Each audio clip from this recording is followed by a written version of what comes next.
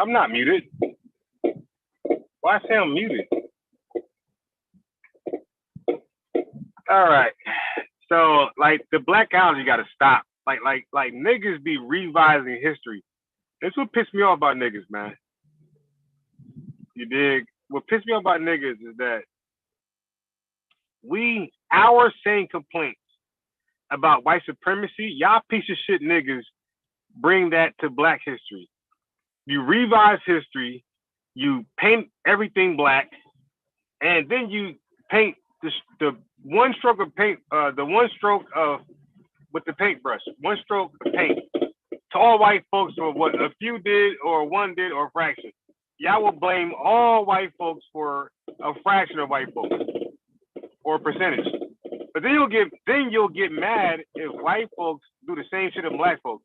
Say, well, a few black folks did this or percentage or a fraction, so all black folks are ain't shit. You'll get mad at that, but you'll turn around and do the same shit to them. You're just reactionaries, man. That shit is corny. Y'all stupid. Y'all can't fuck with me at all. No level, by the way. Okay? So I was talking to a friend. It gets annoying because the dude is willing to just revise history just to be correct. You know? The dude is willing to revise history. And then when you just tell history, you know, evenly. And if you white folks are in that discussion of telling history honestly, all of a sudden, yo, you speaking of white folks. It's like, no, nigga, I'm doing different than you and racist white folks. You're black racist ass and racist white folks. I'm actually just telling history just the way it is. I'm not biased either way. I'm not gonna act like black folks did everything, white folks didn't do shit. Or act like white folks did everything and black people do shit. I'm just gonna tell it history how it's recorded. If that hurts your Blackology, then you're a fool. And if that hurts your whiteology, then you're a fool. Evenly. But history is history, you know? And we're not gonna beat around the bush in it.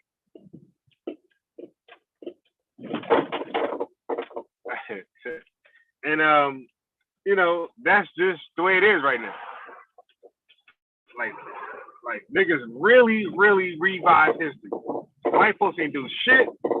They were a four-legged beast, and Moses tamed them, and they became two-legged beasts, and now they ruling the world. Like that's Blackology history.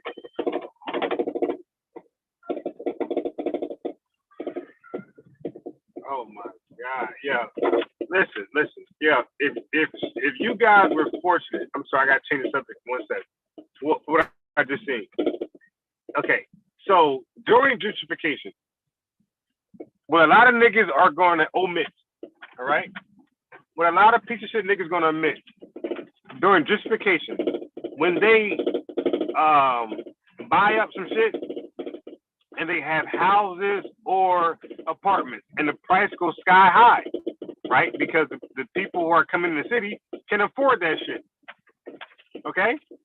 When the price goes sky high, there is a government policy or act or law that they in that same township, that same apartment, same condos, that they gotta let Section 8 motherfuckers live there. Okay? So in these expensive ass places that they raise the price that the average black folks can't afford, had to move out. Under that same justification bullshit, they have to allow Section 8. Okay. Is that understood? That means you're gonna have black folks living in these beautiful apartments, condos, and homes. Okay, with Section 8 vouchers, whatever. They paying little to nothing. Now, you should be appreciative of that afforded right. All right? You should not be taking advantage. You should be not taking advantage of that shit and being a nigga in these nice areas. You dig? That should be a start over for you. You should be starting over with that. So I rolled past, you know, because in my city, the gentrification is heavy. So I rolled past some apartments that's fucking expensive, too expensive for niggas that that ain't got no damn career or some significant income. It's too expensive. Not even worth it. I just rode past and I seen a bunch of niggas outside screaming and yelling. I'm like, look at this shit, man. We just can't help it. Like we refuse to understand, some of us, what privileged position we are in. You are not qualified by yourself on your income to live in these apartments, these condos, okay, these townhouses. You don't have the money. You're below poverty level or right there at poverty level. Because there's this law, these apartments, they have to rent to Section 8, a certain percentage of Section 8 families. You were qualified, right? You get there and you act the fool like this is like you earned, like you had earned income to be there. Like you earned the right income to be there. You don't see this as a come up, okay, shit, I got over it. So gentrification is some blacks benefit. At least the people in Section 8, it's a level up to them. But we bring the nigger shit wherever we go. Wherever you go, we bring the nigger shit. Like we refuse to just, you know what, it's my second chance. I was in the projects, the city being gentrified, with some nice condos, nice neighbors, no crime. Let's start all over. Like, let's reinvent ourselves and let's become this new people. Nope. Nigger shit. Nigger shit. And I don't want no part of that nigger shit. Okay? This is why I say there is no we in Black America. There's no we. There is a few who think like you, and you need to network with those people, fellowship with those people. You dig? Not the we, not the niggas. Don't fellowship with niggas. You want to fellowship with people who think like you. And everybody who thinks like you are not the same color as you. Some people think like you, and they're not the same color as you. And you still need to fellowship with them and network with them. All right? Because in Blackology, you believe that black folks by themselves can go do something and accomplish it without any help from adverse groups. Okay? Y'all dumb niggas, I challenge y'all to look at history all over again. It's like, yo, white folks didn't do that. White folks had black folks over here. Like, when did white folks do something by themselves? They always had other help. Forced labor or, cheap labor, immigrant, you know what I mean? They never did shit by themselves. You have to have allies. You need to ally with people with similar interests, and you use them. You direct the movement, you direct the direction, and you use them to get where you got to go. Every group in America that cried out for something, every last one of them appealed to black people. Why? Because they wanted numbers. You need numbers to get shit done. So they all appealed to black groups, black people, even the Trump administration appealed to black people to win, the presidency. Everybody appeals to black folks. Hey, come over here. Hey, help us out. Push this, push that, push this, push that. Push the LGBTQIA+, push the women suffrage, push the immigration, push the Chinese discrimination. Everything, push police brutality. Everybody comes to black folks. Not that they care anything about us. They realize that we both have a similarity. Let's tackle it once and for all. Let's just add you to this movement. And once we're done, you get to the back of the fucking bus. We'll benefit directly from everything. And you'll get the crumbs. Why we can't do that? Why we can't be the leaders of the new school? Why we can't direct the crowd? So you know what? Okay. So black folks, we're dealing with police brutality. Okay. And government, sham government. Fraudulent, or whatever, corrupt government. Also, white trailer-trash Republicans are anti-government and they're anti, like, a police state, or what they call a police state. So all the protests, the rallies, that might be the group you want to lend an ear to. Like, yo, yo, yo, yo, yo, yo. Y'all claim to be the government is a piece of shit. They're overruling. They're trying to create a police state. Well, we say the same shit. So in order for y'all message to get across, y'all need more numbers. Well, we're going to add to your numbers. And we're going to speak about this shit. But the problem is, no, not the problem, but this is how we're going to do it, though.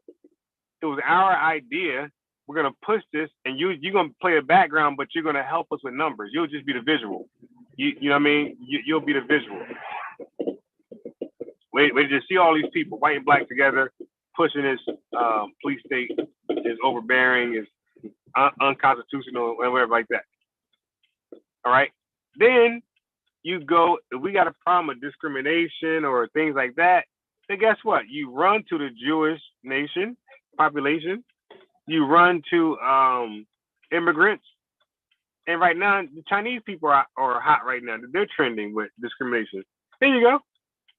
But again, we are going to dictate the talking point and where it goes. We just need your support. But we all agree that these things need to be brought to public, to the masses, to the political realm. That's all.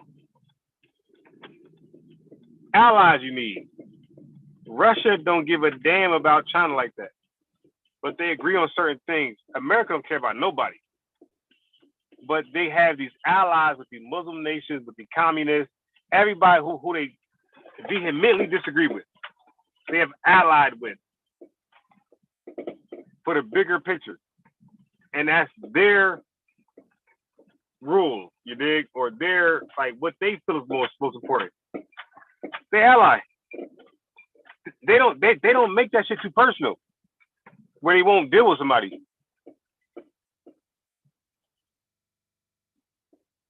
It's not their problem, but you got stupid ass Blackologists that really believe they'll get somewhere it being exclusive. The first people in the annals of history to not have any allies, any dealings with other nations, but they're going to get some shit done. Like you guys are delusional, man. And I hate talking to you. I hate talking to you. Hate talking about you. Hate mentioning you. You are delusional. You set black people back. You are enemy to black people. You are an op to black people. You're an op. You can't help us out at all. You set us back, you piece of dogs. Okay? You set us back. My God. So, we believe that there's this one white man that represents all of white population in America, right? That's what you niggas believe. There's one white man and his personal feelings, his personal actions represents all white people in America. But then you'll get mad if a white racist had the same position on black folks. You call them racist. But then you'll go do it.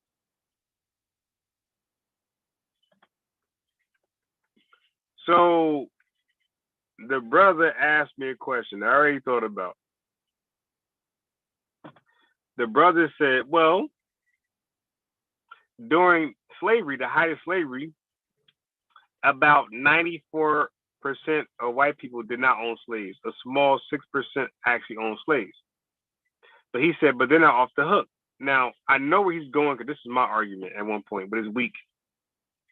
So he said, but they're not off the hook because why did they allow a small percentage of them to like basically dictate where the country is going, which direction, which was obviously slavery, chattel slavery.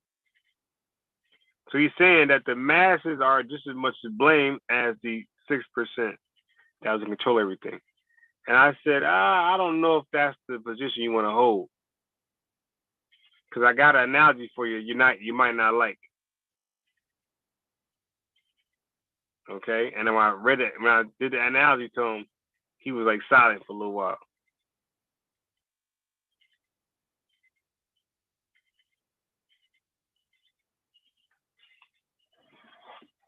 Okay, so in the afternoon, early afternoons, I read from my book.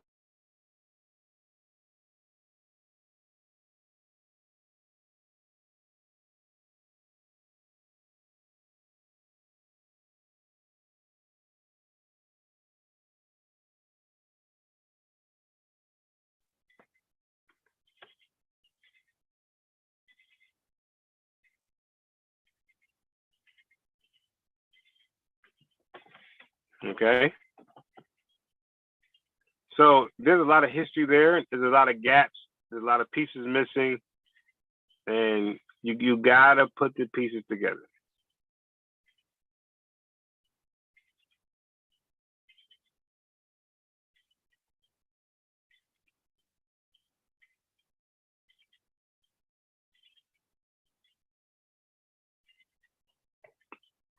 You dig? So this is a quick Blackology rant.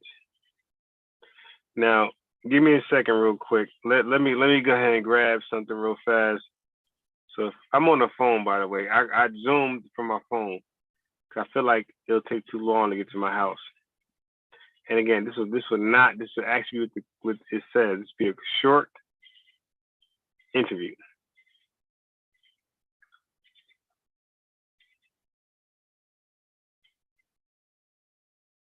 Okay, so give me a second and let me grab my laptop. Hold on 1 second.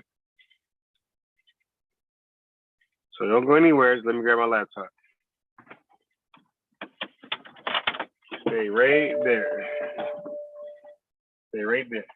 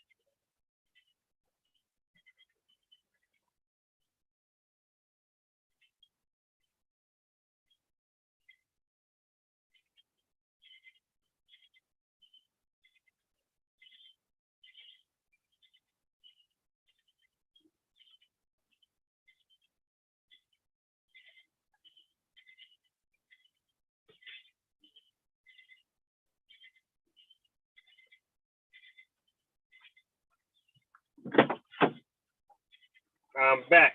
God damn it. Piss me off tonight, man. Just stupid nigga shit. Just stupid nigga shit, man.